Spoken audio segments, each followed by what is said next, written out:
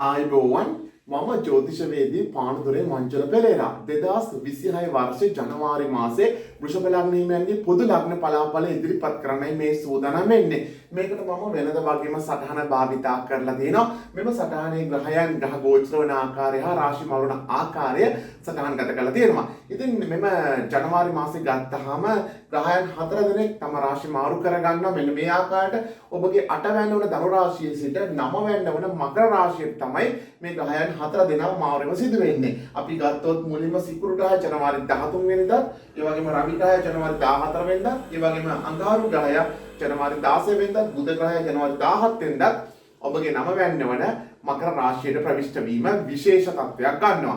ඉතින් අතන මෙම ග්‍රහයෝ 4 දෙනාගේ මාරුව සිදු වෙන ජනවාරි මැද භාගයෙන් පසුව. ඉතින් ඒක නිසා ඇත්තටම ඔබට ජනවාරි මාසයේ මුල් කාලයට වඩා ජනවාරි මාසයේ මැද භාගයෙන් පසු කාලය ඔබට බොහෝ වැඩ කටයුතු වලට සතුටුදායක ප්‍රතිඵල උදා කරගන්න හැකියාව ලැබෙනවා.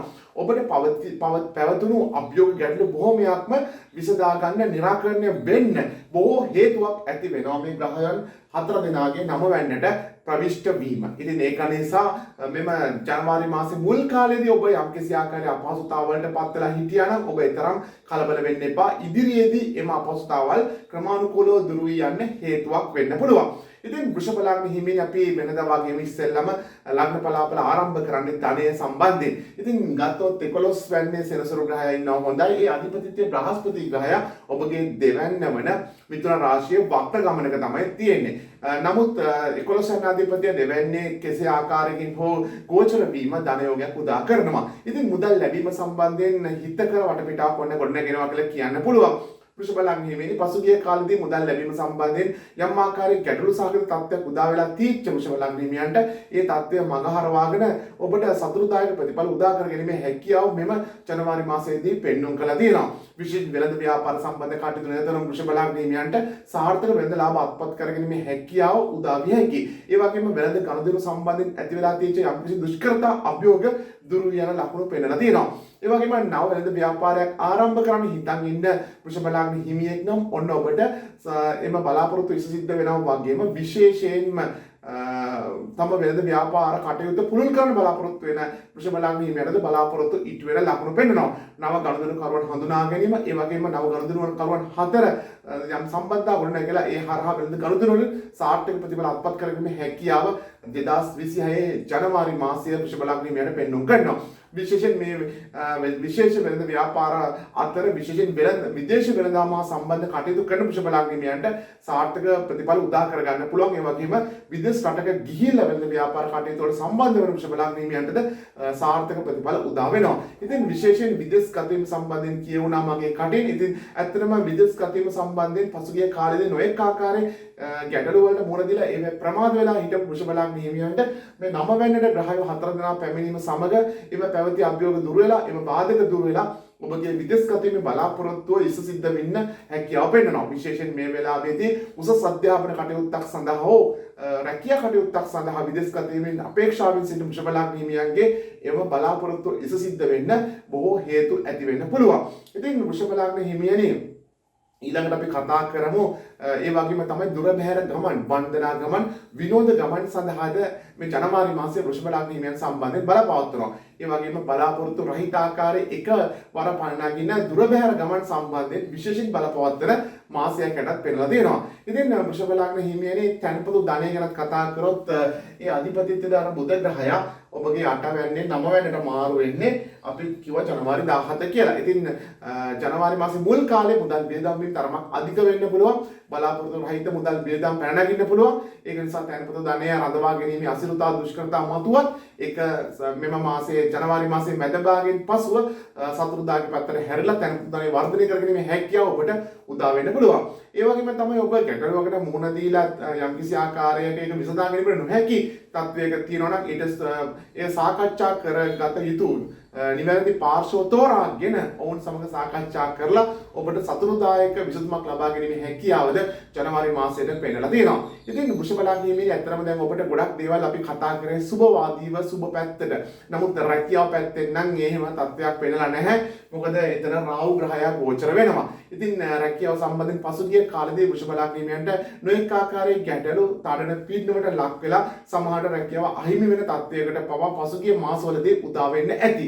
ඉතින් බොහෝ වෘෂභ ලග්නීමයන් පිරිසක් මේ වෙනකොටත් රැකියාව බොහොම නීරස වෙලා බොහොම අමිහිරි අත්දැකීම් මැද්දේ බොහොම අමාරුවෙන් රැකියාව ඉස්සරහට කරගෙන යන ස්වභාවයක් සිටින විශාල පිරිසක් ඉන්නවා. ඉතින් මේක වෘෂභ ලග්නීමේ ලංකාව විතරක් නෙමෙයි විදේශගත වෙලා රැකියාව කරන වෘෂභ ලග්නීමයන්ට මේ தත්ත්වය මේ ආකාරයෙන්ම බලපවත්වන ස්වභාවයක් පෙන්නලා තියෙනවා. ඉතින් මේ රැකියාව සම්බන්ධයෙන් කියන පලාපලයට ඔබ එකඟතාවයක් පළ කරනවාද? ඔබට රැකියා ජීවිතයේ කොයි විදිහටද අත්දැකීම් ලැබෙන්නේ මේ කාලෙදී? ඉතින් ඒක පුළුවන් පල්ලා කමෙන්ට් සෙක්ෂන් එකේ ලියන්න ඔබට රැකියාව සම්බන්ධයෙන් ඇති වෙන අත්දැකීම් කොයි ආකාරයේද කියලා. ඉතින් රැකියාව පරිසරය තරමක් අහිතකර වෙන්න හේතු වෙනකොට විශේෂයෙන් බොහෝ වෘෂභ ලග්න හිමියන්ට බොහෝ දුර ප්‍රමාණයක් ගිහිල්ලා රැකියාව කරන්න අවස්ථාව ඇති වෙනවා. ඒ හරහා විඩාබර ගතිය අධික වෙනවා, වැඩ රාජකාරී අධික වෙනවා. ඒ වගේම උසස් නිලධාරීන් සමග මත ගැටුම් නොඑක ආකාර ගැටුම් වලට මුහුණ දෙන්න මේ කාලෙදි සිදු වෙන නිසා ඒක අවබෝධ කරගෙන වෘෂභ ලග්න හිමියන් තම රැකියාව ආරක්ෂා කරගෙන කටයුතු කරන්න වග බලා ගන්නවා. ඉතින් රැකියාව වෙනස් වීමක් කරනවා නම් ඒකට සුදුසු තව රැකියාවක් ඔබට සොයාගන්න මේ කාලේ හොඳද වෙනත් රැකියාවකට යන්න හොඳද කියන එක වගේ දෙයක් ගැන හොයනවා. ඒක පුද්ගලික මට්ටමේ උපදෙස් දෙන්න ඕන. සමහර විටක සමහර වෘෂභ ලග්න හිමියෙකුට ඒක සාර්ථක ප්‍රතිඵලයක් වෙනකොට තවත් වෘෂභ ලග්න හිමියෙකුට ඒක ඊතරම් සාර්ථක දෙයක් නෙමෙයි. ඔහුට හොඳ වෙන්නේ පවතින රැකියාවම කොහොම හරි කාගෙන අල්ලගෙන ඉන්න එක. ඉතින් ඒ සම්බන්ධයෙන් නිවැරදිම තොරතුරු ලබා ගන්න නම් තමන්ගේ පුද්ගලික කේන්දරය මල්ල තමයි ඒකට අපිට උපදෙසක් දෙන්න සිදු වෙන්නේ. ඉතින් වෘෂභ ලග්න හිමියනේ අපි රැකියාව ගැන ওই විදිහට කතා කරනකොට ඔයා කේන්දරේ බලව ගන්න ඕනේ කියලා හිතෙන්නවද? ඒත් කාර්යබහුල ජීවිතයත් එක්ක ඒකට වෙන් කරන්න වෙලාවක් විශ්වාසවන්ත තැනක්වත් නැතිකමින් ඉන්නවා නම් මෙන්න හොඳම විසඳුම. ප්‍රවීණ ජ්‍යොතිෂවේදී පානුදුරේ මංජුල පෙරේරා මහතාලවා මුදල් ගෙවා සජීවීව WhatsApp හරහා ඔඩියෝ කෝල් එකකින් ඔයාගෙත් පවුලේ අයගෙත් කේන්දර බලව ගන්න. ඒ වෙලෙහිම ගැටලු ඉදිරිපත් කර ඒවා වලට විසඳුම් ලබා ගන්න වගේම විශ්වාසනීය ඉක්මන් සේවයක් ලබා ගන්න. වෙලාවක් වෙන් කරගන්න දැන්ම අමතන්න. වැඩි විස්තර සඳහා www.manjulaperera.com වෙබ් අඩවියට පිවිසෙන්න. නැතහොත් WhatsApp පණිවිඩයක් එවන්න. ඊළඟට අපිට කතා කරන්න පුළුවන් අධ්‍යාපන අංශයේ කටයුතු ගැන. ඇත්තරම පස්වැනි අධිපති බුධ ග්‍රහය ඔබගේ අටවැන්නේ නවවැන්නට යාම අධ්‍යනාංශයේ කටයුතු වල සතුරුදායක පිබිදීමක් ඇති වෙනවා කියලා කියන්න පුළුවන්. අධ්‍යනාංශයේ කටයුතු වල පසුගිය කාලේ ටිකක් කරදර බාධක වැඩියෙන් ඇති වෙන්නේ නැති. සමහර විට નિયમિત වේලාවට අධ්‍යයන කටයුතු වල નિયમિત අධ්‍යයන කටයුතු අවසන් කරගන්න නොහැකි වෙන ස්වභාවයක් ඇති වෙලා යම් ආකාරයක ඔබට ඒ අධ්‍යයන කටයුතු ඉවර කර ගැනීමේ අපහසුතාව දුෂ්කරතා මතුවලා තියෙනවා නම් ඒවා දුරු වෙන්න බොහෝ හේතු වෙනවා ජනවාරි මාසයේ මැද භාගයෙන් පසු කාල පරිච්ඡේදයේදී. ඒ වගේම තමයි නවතා තිබූ අධ්‍යයන කටයුතු නැවත ආරම්භ කරන්න ඔබට අවස්ථාව උදා වෙනවා. ඒ වගේම තමයි නව විශේෂ වලට අවතීර්ණ වෙන වෘෂභ ලග්න හිමියන්ට සතුරුදායක ප්‍රතිඵල පෙන්වුම් කරලා තියෙනවා. ඒ වගේම ළඟින විභාග සඳහා සූදානම් වෙන වෘෂභ ලග්න හිමියන්ට සාර්ථක ප්‍රතිඵල උදා කරගෙන මේ හැකියාව ජනවාරි මාසයේ මැද භාගයෙන් පසුව උදා වෙන නිසා ඉන් පසුව විභාග සඳහා සූදානම් වන අයට මේ ජනවාරි මාසයේ අග හරිය බොහොම තීරණාත්මක දින කිහිපයක් වෙනවා. මෙතෙක් අවබෝධ කරගත නොහැකි වූ යම් විෂය කරුණු අවබෝධ කර ගැනීම, ඒ වගේම අධ්‍යයන කටයුතු වලට වැඩි ඉඩකඩක් අවස්ථාවක් ලැබෙන නිසා අධ්‍යයන කටයුතු වල ශීඝ්‍ර වර්ධනයක් ජනවාරි මාසයේ අග හරියේදී අග සතිවලදී අපේක්ෂා කරන්න පුළුවන්. ඒක බොහොම වටිනා කාරණාවක් වෙනවා විභාග සඳහා ඉදිරිපත් වන වෘෂභ ලග්න හිමියන් සම්බන්ධයෙන්. ඉතින් පසුගිය කාලේදී අධ්‍යයන කටයුතු වල යම් දෝෂ සහගත තත්ත්වයක් ඇති වුණා කියලා පසුතැවිලි වෙන්න නෙවෙයි තියෙන්නේ. මෙතන ඉස්සරහට දැඩි වීරයක් අරගෙන කටයුතු කරන්න ඔබට ඉහළ ප්‍රතිඵලයක් කරා යන්න වාසනාව ජනවාරි මාසයේ මැද භාගයෙන් පසු උදා වෙන්න බොහෝ ඉඩකඩ තියෙනවා. ඉතින් වෘෂභ ලග්න හිමියනේ මේ කියන පලාපල ගැන මේ කියන අදහස් ගැන ඔබට මොනවද හිතෙන්නේ? ඉතින් ඒ ගැන ඔබට පුළුවන් පල්ලෙහා කමෙන්ට් සෙක්ෂන් එකේ ඒ අදහස ලියන්න. ඒ වගේම මෙම වීඩියෝ එකට ලයික් එකක් කොහොමද දාන්න. ඒ වගේම තමයි මගේ නාලිකාව ගැන කතා කරොත් මේ වෙනකොට සබ්ස්ක්‍රයිබ් ප්‍රමාණය ලක්ෂය අභිබවා ගිහිලා තියෙනවා. ඉතා කෙටි කාලයක් තුළ එසේ වෙන්න හේතුවක් උනේ මා කියපු පලාපල ඔබ විශ්වාස කළා. ඒ වගේම ඔබගේ විශ්වාසය මා දිනාගත්තා. ඒ වගේම මා ඉදිරිපත් කරපු පලාපල සම්බන්ධයෙන් ඒකේ වටිනාකම ඔබ නිවැරදිව අවබෝධ කරගත්තා වගේ හේතු කාරණා හින්දා තමයි මෙතන ඉක්මනින් මගේ නාලිකාවත් මාත් ජනප්‍රිය වෙන්න හේතු ඇති වුණේ. ඉතින් තාමත් ඔබ නාලිකාව සබ්ස්ක්‍රයිබ් කරපු නැති වෘෂභ වෘෂභ ලග්න හිමියෙක් නම් දැන්මම නාලිකාව subscribe කරලා එකතු වෙන්න. මොකද මාසපතා මේ වගේ වැඩසටහන් වලින් ඔබට බොහෝ වටිනා තොරතුරු කන්දරාවක් අපි කියලා දෙනවා. ඉතින් මෙම වැඩසටහන අපි බොහොම නිවැරදි ක්‍රමවේදයක් අනුගමනය කරමින් සිදු කරන්නේ. මේ ග්‍රහයන්ගේ ගෝචර පදනම් කරගෙනයි ඔබට බලාපොරොත්තු ඉදිරිපත් කරන්නේ. මේකන්නේ අපිට හිතිච්ච විදිහට අපිට අපේ හිතුමතේ බලාපොරොත්තු ඉදිරිපත් කිරීමක් නෙමෙයි. ඉතින් නිර්වෝල් මනසකින් විවේකීව සාවධානව මේ වැඩසටහන අවසානයේ දක්වා ශ්‍රවණය කරන්න කියලා වග බලා ගන්නවා. තවත් බොහෝ කාරණා ඔබට මේ වැඩසටහන තුළදී මුණ ගැසෙන්න නියමිතව තියෙනවා. ඉතින් වෘෂභ ලග්න හිමියනි මේ අඟහරු ග්‍රහය ඔබගේ නව වෙන්නට පැමිණීම විශේෂත්වයක් දක්වනවා. නව වෙන්න කියන්නේ මකර රාශිය. මකර රාශියට අඟහරු උච්ච වෙනවා. උච්ච රාශිය වෙනවා. ඉතින් අඟහරු නියෝජනය වෙනවා 7 වෙනි අධිපතිය ලෙස. එතකොට ඔබගේ විවාහ පැත්තෙන් එක හිතකර විදියට බලපානවා. විශේෂයෙන් පසුගිය කාලේ විවාහ ජීවිතයට නොඑක ආකාරයේ ගැටලු වලට මුහුණ දීලා හිටපු වෘෂභ ලග්න හිමියෙක් නම් එම ගැටලු निराකරණය වෙන්න හේතු වෙනවා. ඒ වගේම විවාහ ජීවිතයේ ඇතිවෙච්ච ගැටලුවක් නිසා දෙදෙනා යම් ආකාරයක විරසක වීමක් පවතිනවා නම් එම විරසකවල් දුරු වෙලා ආයි නැවත විවාහ ජීවිතය සාර්ථකත්වයක් කරා යන්න අවස්ථාව ගොඩනගෙනවා. විවාහ සහකරුගේ හෝ සහකරුගේ හිත් දිනා ගනිමින් විවාහ ජීවිතයේ සාර්ථකත්වයක් කරා යන්න ඔන්න අවස්ථාව උදා වෙනවා. ඒ වගේම තමයි පසුගිය කාලේදී විවාහ ජීවිතයේ ඇතිවෙච්ච ගැටලුවක් නිසා විවාහයෙන් වෙන් වෙලා ඉන්න වෘෂභ ලග්න හිමියෙකුට පවා නැවත විවාහ වෙන්න ඔන්න ඔබට අවස්ථාව ඇති වෙනවා. ඒ සඳහා යෝජනා ඉදිරිපත් වෙන්න පුළුවන්. ඉතින් මේ හරහා ඔබට විවාහ ජීවිතය සම්බන්ධ සතුටුදායක වටපිටාව ගොඩනගෙනවා කියලා කියන්න පුළුවන්. ඒ තත්ත්වය ඇති වෙන්නේ අතරම අඟහරු ග්‍රහය ඔබගේ 9 වෙනිදා ප්‍රවිෂ්ඨ වීමෙන් පසුව ඒක සිදු වෙන්නේ ජනවාරි මාසේ 16 වෙනිදාන් පසුව. ඉතින් ඒ වගේම තමයි සුදුසු වයසේ විවාහ අපේක්ෂාවෙන් සිටින වෘෂභ ලග්න හිමියන්ට විවාහ යෝජනා ඉදිරිපත් වෙනවා කියලා මම කිව්වා. ඉතින් ඒ ඉදිරිපත් වෙන විවාහ යෝජනා තමාට කොතෙක් දුරට ගැලපෙනවද කියලා තීන්දුව අරගෙන ඉදිරියට කටයුතු කරන්න. මේ වෙලාවේ ඉවේ සාර්ථක භාවය ගැන අපිට කියන්න බෑ.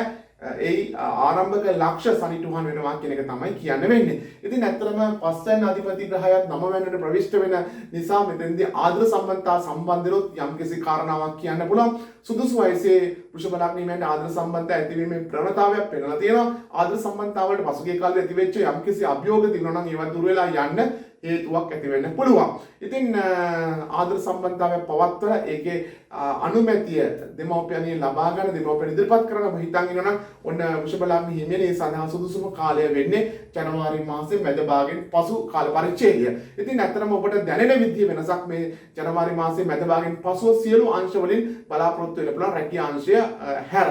ඉතින් වෘෂභ ලග්න හිමියනේ තවත් දෙයක් ඉදිරියට කතා කරගන්න පුළුවන්. රාහු ග්‍රහය ඔබගේ 10 වෙනිදා සිටින ඉතින් ගොඩක් වෙලාට නොකරපු වරදවල් වලට චෝදනා එල්ල වෙන්න පුළුවන්. සමාජගත වීමේදී නිന്ദා අපහාසවල වලට ලක් වෙන්න පුළුවන්. ඒ ගැනත් ඔබ පරිස්සමෙන් කටයුතු කරන්න ඕන. ඒ සම්බන්ධයෙන් වෙන හානිදායක ස්වභාවයෙන් ඔබ ආරක්ෂා වෙලා කටයුතු කරන්න විශේෂයෙන්ම වග බලා ගන්න ඕන. ඉතින් ස්ථාන දීපල ගැන කතා කරොත් ටිකක් පීඩාකාරී ස්වභාවයක් හේතු ග්‍රහය එතන ගෝචර වෙමින් තියෙන්නේ. පසුගිය කාලේදී ස්ථාන දීපල සම්බන්ධයෙන් නොඑක ආකාරයෙන් ගැටලු ඇති වෙන්න පුළුවන්. සමහර විට ස්ථාන දීපල වල හානිදායක ස්වභාවය ඇති වෙන්න පුළුවන්. ස්ථාන දීපල විනාශයකට පත් වෙනවා නම් ඒවා නැවත සකසාගෙන ඉදිරියට යන්න අවස්ථාව රවි ග්‍රහයාගේ 9 වෙනි ප්‍රවිෂ්ඨ වීම විශේෂයෙන් බලපානවා ජනවාරි මාසේ 14 වෙනිදා පසුව. ඉතින් මෙතෙක් දීපල සම්බන්ධයෙන් පැවති අවිරතා දුර වෙනකොට නව දීපලක් මිලදී ගන්න හිතන් ඉන්නවනම් ඔන්නේ කටයුතු ඉස සිද්ධ වෙන්න හේතු හැදෙනකොට තමා සන්තකයේ තිබු දීපලක් විකුණන්න උත්සාහ කරත් මෙතෙක් කටයුතු සාර්ථක නොවු වෘෂභ ලග්න හිමියන්ගේ එවැනි බලාපොරොත්තුවක් පවා ඉටු වෙන්න පුළුවන්. ඉතින් තමාට මේ වෙනකොට තියෙන බලාපොරොත්තු සම්බන්ධයෙන් මොනවා හරි දේවල් මේ බලාපොල තුළ අන්තර්ගත වෙනවද කියන එක ගැන පල්ලා කමෙන්ට් සෙක්ෂන් එකේ ලියන්න මතකයේ ඇතුව. ඉතින් ඒ වගේම තමයි විශේෂයෙන් කෘෂිකාර්මික අංශයේ කටයුතු නිරතවන වෘෂභ ලග්න හිමියන්ට ඒ සාර්ථකත්වයක් උදා කරගන්න පුළුවන්. පසුගිය කාලේ සම්බන්ධයෙන් යම්කිසි ආකාරයේ අයහපත් ප්‍රතිඵල වලට මුහුණ දෙලා තිබුණා නම් ඒවෙන් අත මිදෙන්න ඔන්න හොඳම කාලයක් උදා වෙනවා ජනවාරි මාසේ මැද භාගයෙන් පසුව. ඉතින් ඒ වගේම තමයි විශේෂයෙන් වෘෂභ ලග්න හිමියන්ගේ බොහෝ බලාපොරොත්තු ඉස සිද්ධ කරන්න හොඳ අවස්ථා ජනිත වෙනවා මේ ජනවාරි මාසේ මැද භාගයෙන් පස්සේ. ඉතින් ඔබේ අවස්ථාව උපරිම ප්‍රයෝජන ලබා ගන්න විශේෂයෙන් කටයුතු කරන්න ඕන. ඒ අවස්ථාව ගිලිහි යන නොදී ආත්පත් කර ගැනීම වෙනුවෙන් ඔබ වැඩියෙන් හිතන්න ඕන. ඉතින් මේ කියන සුබ ප්‍රතිඵල නොලැබී යන හේතු තියෙනවා. ඒ අතර ඔබ මේ වෙනකොට ගෙවන්නේ උප්පත්තියේ දුර්වල වූ පාපියුගේ මහදසා කතර දසාවක් ඔබ ජන්මේ රාෂ්ට්‍රක අපලයකට අස් වෙලා තියෙනවා නම් මේ කියන සුබ ප්‍රතිඵල ඒ අයුරින්ම ඒ ආකාරයෙන්ම ඔබට නොලැබී යන්න පුළුවන්. සම්පූර්ණයෙන් මධ්‍යම වශයෙන් ලැබෙන්නත් පුළුවන්. සමහර විට සම්පූර්ණයෙන්ම නොලැබී යන්න පුළුවන්. අනිත් කාරණාව මතක තියාගන්න ඕන මේක පොදුවේ කියන ලග්න පලාපලයක්. වෘෂභ ලග්න හිමියාගේ වෘෂභ ලග්න හිමියාට මේ පලාපලය යම් ආකාරයකට උස් පහක් වෙන ආකාරයකට දෝලනය වෙන්න පුළුවන්. ඉතින් ඒ තත්ත්වය ගැන අවබෝධයක් ඇතුව මේ ලග්න පලාපල ශ්‍රවණය කරන්න උත්සාහ කරන්න. ඇත්තටම ගත්තොත් වෘෂභ ලග්නෙට කාලයකට පස්සේ ඔබගේ දියුණුව සඳහා ඔබ ගන්නා උත්සාහය ප්‍රතිඵල මතු කරන කාල පරිච්ඡේදයක් තමයි ජනවාරි මාසයේ මැද භාගයෙන් පසුව ඇති වෙන්නේ. ඉතින් මුල් කාලේදී ඔබ ආරක්ෂාකාරීව කටයුතු කරන්න ඕන මැද භාගයෙන් පසුව ලබන උසස් තත්ත්වය අත්පත් කර ගැනීම සඳහා. ඊළඟ වෘෂභ ලග්නෙදී අපි ගොඩක් දේවල් කතා කරා. මේ වගේ වැඩසටහනකින් නැවත හමුවන්න අපිට බලාපොරොත්තුව තියාගෙන මේ වැඩසටහන සමුගන්න මා හිතනවා.